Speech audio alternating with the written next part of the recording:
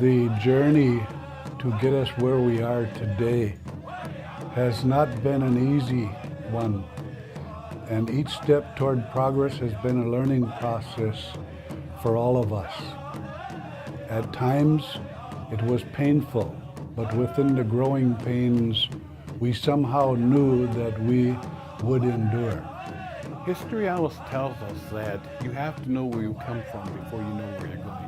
So I think it's particularly important that we trace our routes from where we once came.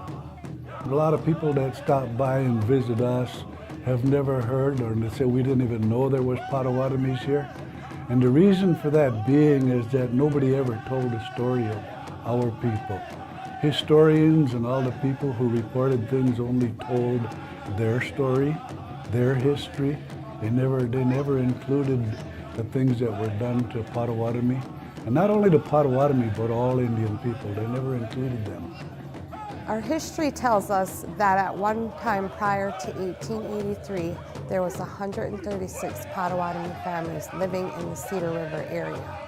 A fur trade went bad, and the ensuing result was that 123 families were lost as a result of germ warfare. Only 13 families survived. We, the people of Hannahville today, descended from those 13 families, and the last names of those families are still the primary family names today. Today there is an estimated 267 families and a population of about 1,500 living on or near this reservation. Where we are today versus when we first started being established, there was no electricity on the reservation, there was no roads. I mean, if you just take a look at how much we've grown as far as housing, everything, our businesses, we're growing more and more years and years down the road, and we've ensured our future by several projects and undertakings from where we started a long time ago. If you look back in some of our tribal council minutes, where they had to have a budget for coffee cups. They had to get that approved, where now it's multi-million-dollar projects. From the rather poor community that we once were, we have grown to become one of the largest employers in the Upper Peninsula. The days of gravel two-rut roads, no electricity, no running water, and outdoor toilets have all been replaced with new modern facilities. The success that we enjoy today came about because of the dedicated employees, tribal members, and the sacrifices of the leadership people who unselfishly gave of their time so that this community would have something better for all future generations. So, over the last 41 years, the Hannahville Indian community has used its revenue to employ, educate, and improve the lives of the members of the community. Through these efforts, we have cultivated countless tribal members into professional and talented individuals that will sustain and build upon the success the Hannahville Indian community was dreamed of. It's important for our history to tell how the people of Hannahville got here today.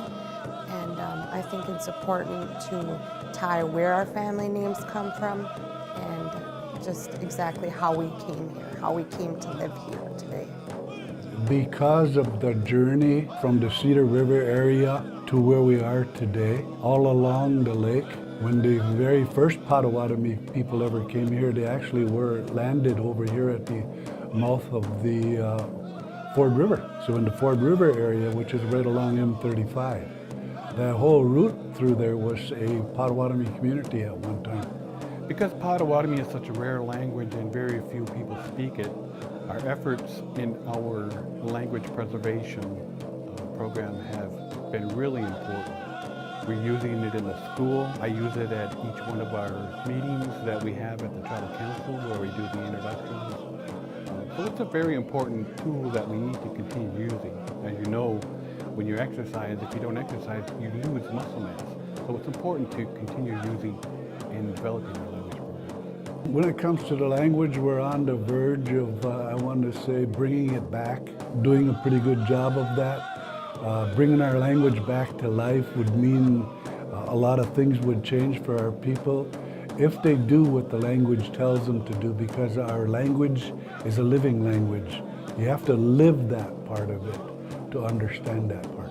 Why is it important? So that people will begin to understand where we came from, how we got to be where we are today, and that people should be reminded that, we have to all forgive one another for what happened in the past if we want to move on and have success going into the future.